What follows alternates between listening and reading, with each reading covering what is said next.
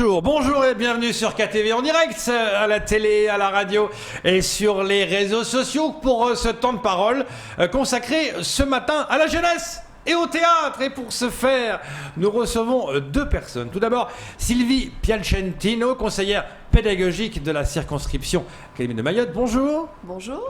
Et nous recevons Cyrielle Randriana Rivoni, coordinatrice de la cité éducative de Kawéni. Bonjour. Bonjour. Comment ça va ?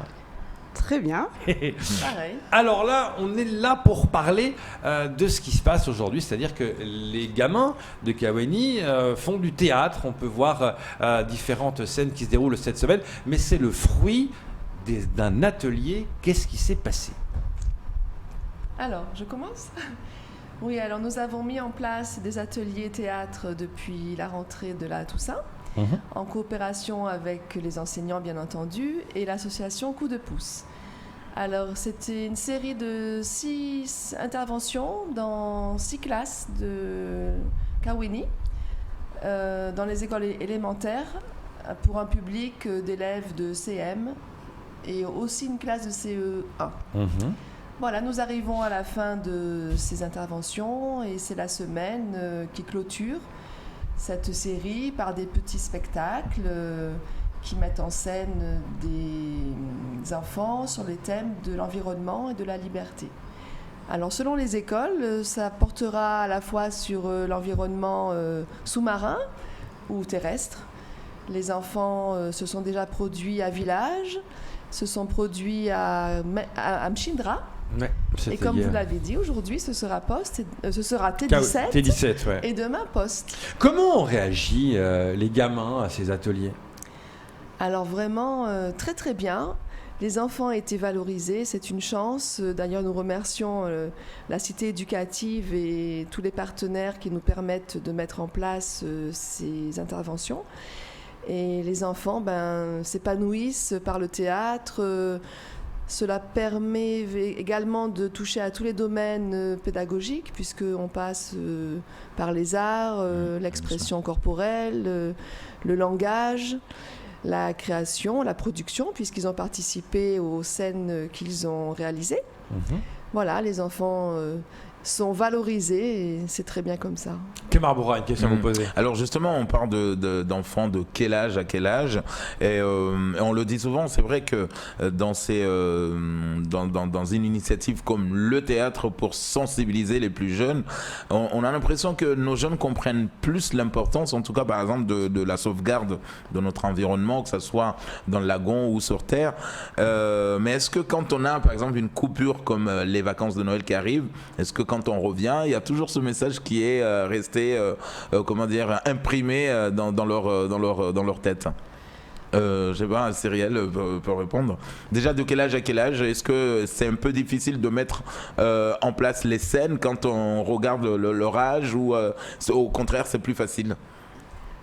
Il faut savoir que c'est un travail collaboratif avec les enseignants des écoles et avec une association qui est très reconnue dans le quartier de Kawéni, l'association Action Coup de pouce, qui a fait vraiment un très bon accompagnement auprès des jeunes.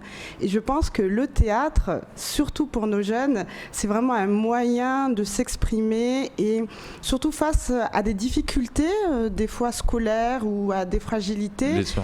C'est en sortant des fois des cadres un peu des classes traditionnelles, scolaire, voilà, qu'on arrive vraiment à faire éclore vraiment des talents, un potentiel.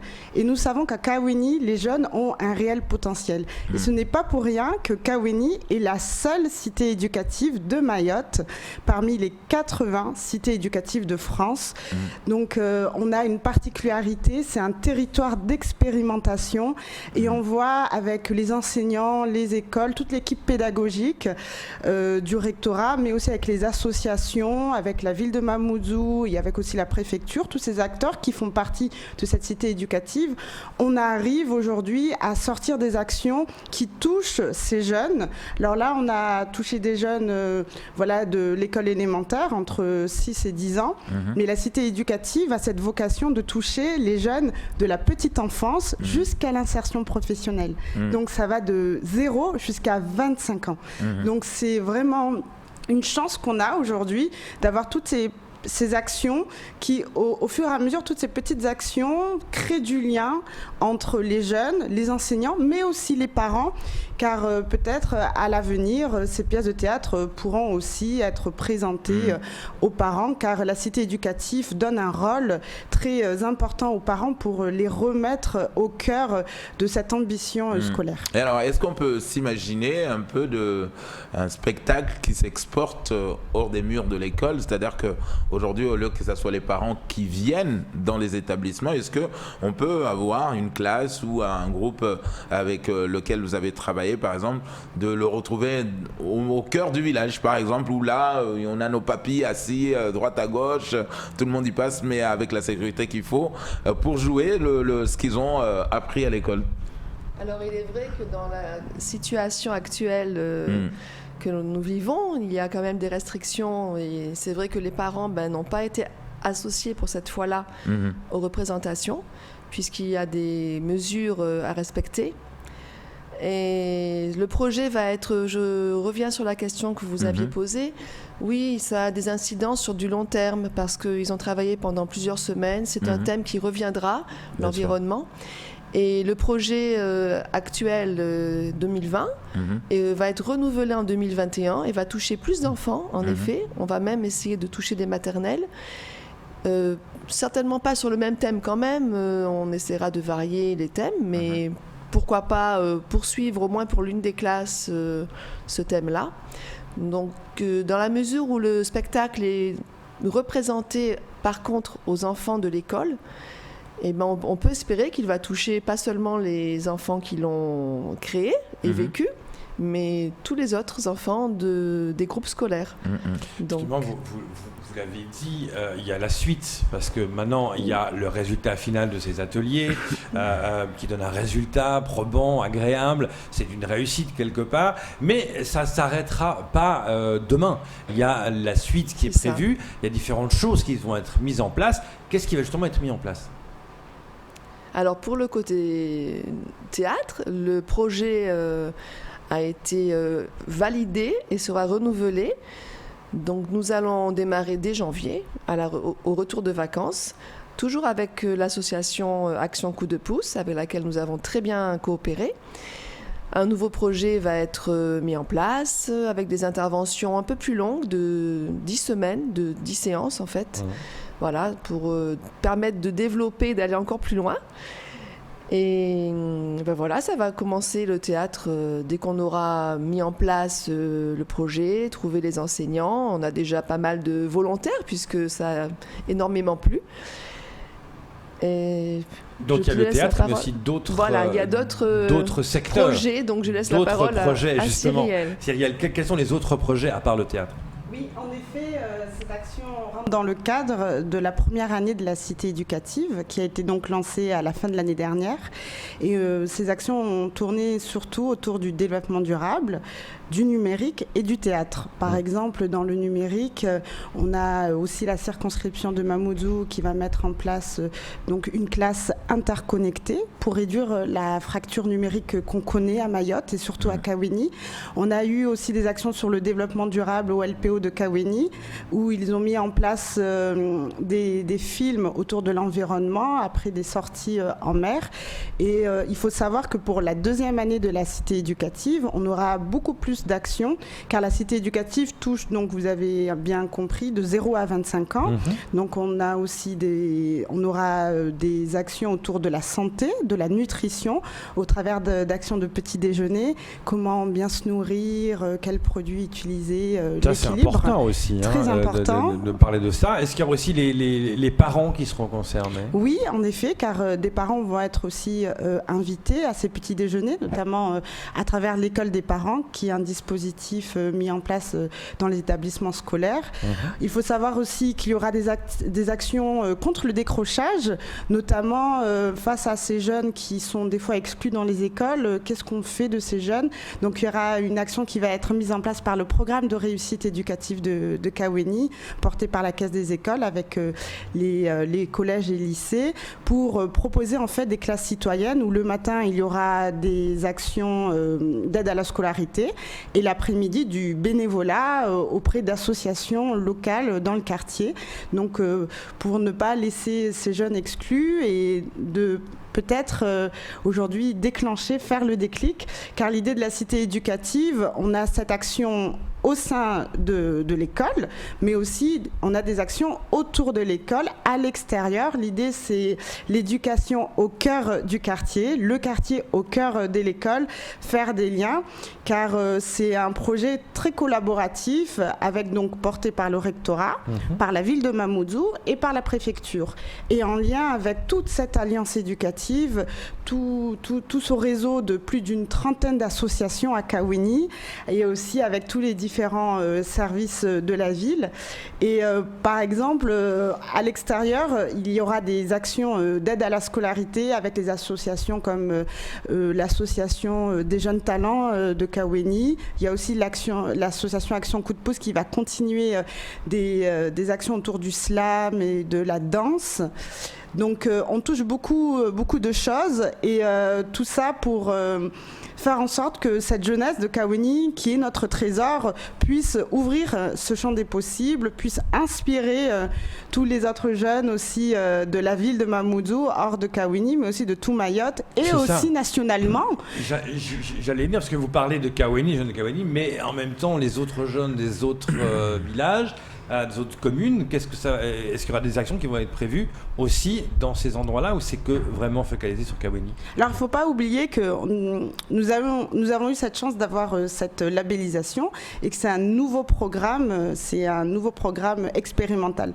On dit nouveau programme, mais on n'a pas cette vocation d'être un nouveau programme, quelque chose en plus, car il se passe déjà énormément de choses à Kaweni. Des fois, on n'a pas cette visibilité et la cité éducative a ce rôle un peu d'apporter un peu de coordination, de visibilité, pouvoir mieux accompagner les parents pour savoir vers qui se tourner quand ils ont certains défis auprès de leurs jeunes. Aussi les jeunes, lorsqu'ils se retrouvent à 16 ans ou 18 ans et qui ne savent pas comment faire après le lycée, quoi faire.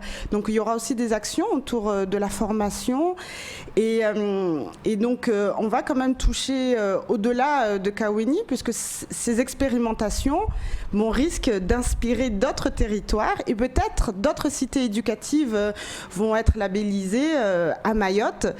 On ne sait pas, car aujourd'hui nous sommes 80 dans toute la France. Ouais. Peut-être plus tard, on est parti sur 3 ans jusqu'en 2022. Et suite à ces résultats, qui sait d'autres... Il y aura d'autres communes qui pourront faire le camarade. Alors justement, est-ce qu'aujourd'hui, quand on regarde le travail qui est fourni et en même temps la collaboration avec les associations et la cité éducative, est-ce que finalement on a quand même des doléances auprès du recteur en disant voilà, ça on aurait eu peut-être un peu plus ça, on aurait fait mieux ou on aurait... élargir un peu le champ d'action. Est-ce que là aussi le rectorat vous suit par rapport à tout ça? Oui, nous sommes soutenus et nous remercions vraiment les validations des projets pour lesquels nous avons un budget. Et le budget a été accepté, donc il nous permet d'avancer. Aussi bien comme a dit Cyrielle sur le plan numérique, développement durable, que théâtre. Donc on veut toujours avoir plus, mais quand bien même, sûr. On est déjà bien doté. Et petit à petit, les dotations peuvent évoluer d'année en année, puisque les projets sont... Il y a des appels à projets chaque année, pendant les 3 années de la cité éducative. Donc nous avançons avec... C'est-à-dire qu'aujourd'hui, quand vous parlez de l'expérimentation, est-ce que finalement, aujourd'hui, tout le monde a les yeux rivés vers cette cité éducative? Ça marche, ça amène des fruits, c'est-à-dire qu'aujourd'hui, le rectorat doit l'exporter, comme disait Léo, dans les autres communes pour créer d'autres, parce que finalement, on voit que c'est une pépinière qui commence à donner des fruits. Le rectorat n'est pas le seul partenaire. Je donne la parole. Voilà. Il ne faut pas oublier que c'est un programme national et qui est vraiment coporté par le rectorat de Mayotte, mais aussi la ville de Mamoudzou et la préfecture. Et c'est tout ce travail collaboratif qui nous permet d'avoir cette richesse de points de vue, de mettre en lien vraiment des acteurs qui avant n'étaient pas en lien pour créer vraiment des actions auprès des jeunes complètement innovantes et avec un impact. Car ce programme national a cette particularité de vraiment bien voir l'effet de la cité éducative. Comme on l'a dit précédemment, ce n'est pas l'idée de rajouter un truc en plus. C'est vraiment coordonner, renforcer l'existant et apporter un petit plus. Donc c'est pour ça que nous, pendant les 3 années, on va bien regarder l'impact, on va aussi mobiliser tous les partenaires et aussi les jeunes.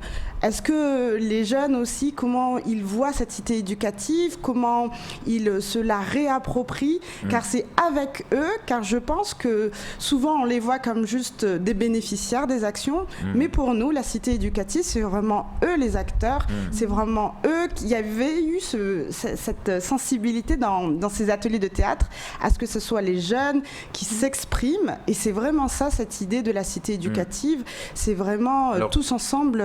Quelque part, c'est vrai que là, le suivi, il est complet parce qu'on a aujourd'hui beaucoup de foyers où la maman, le papa n'ont pas été forcément scolarisés.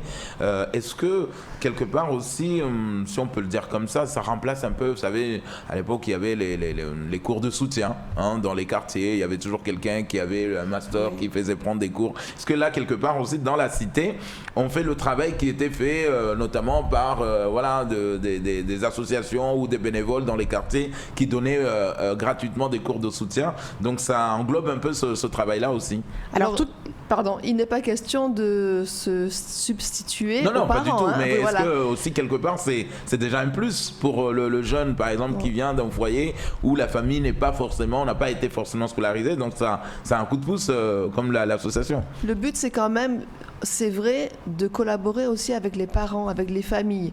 Donc moi, je reparle du projet théâtre. C'est vrai que là, avec la situation, malheureusement, les parents sont informés, évidemment, savent ce qui se passe, mais n'ont pas pu assister. Donc nous espérons tout de même en 2021, en juin, puisque ça va se terminer certainement en juin pour l'année scolaire, nous espérons bien que les parents seront avec nous. Il y a des tas de petites tâches, de grandes tâches qu'on peut partager avec eux, comme la confection de décors, la confection de tissus, venir évidemment assister aux représentations, pourquoi pas être bénévole sur quelques interventions. Voilà. Dieu sait si c'est important. On rappelle que ce sera aujourd'hui du côté de l'école Kawéni T17 et demain du côté de l'école Kawéni Post. Merci beaucoup d'être venu. Je vous remercie. À vous. C'est à vous. Et très bonne journée. Merci, c'est tout pour ce temps de parole. Merci.